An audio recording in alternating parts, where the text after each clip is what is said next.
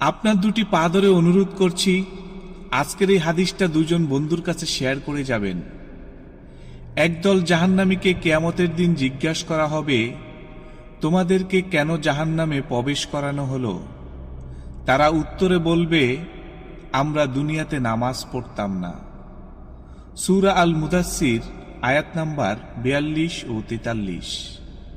হে আল্লাহ, আপনি আমাদেরকে 5 ওয়াক্ত নামাজ জামাতের সাথে আদায় করার তৌফিক দিন।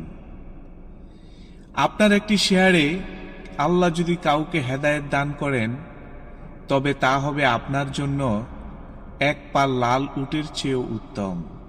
সুবহানাল্লাহ। ভিডিওটি দুজন ব্যক্তির কাছে শেয়ার। আপনার দুটি পা ধরে অনুরোধ করছি, আজকের এই হাদিসটা দুজন বন্ধুর কাছে শেয়ার করে যাবেন। একদল জাহান্নামীকে কিয়ামতের দিন জিজ্ঞাসা করা হবে, তোমাদেরকে কেন জাহান্নামে প্রবেশ করানো হলো? তারা উত্তরে বলবে, আমরা দুনিয়াতে নামাজ পড়তাম না। সূরা আল মুদাসসির আয়াত নাম্বার 42 ও 43। হে আল্লাহ, আপনি আমাদেরকে 5 ওয়াক্ত নামাজ জামাতের সাথে আদায় করার তৌফিক দিন। আপনার একটি শেয়ারে আল্লাহ যদি কাউকে হেদায়েত দান করেন, তবে তা হবে আপনার জন্য এক পা লাল উটের চেয়েও উত্তম। সুবহানাল্লাহ। ভিডিওটি দুজন ব্যক্তির কাছে শেয়ার।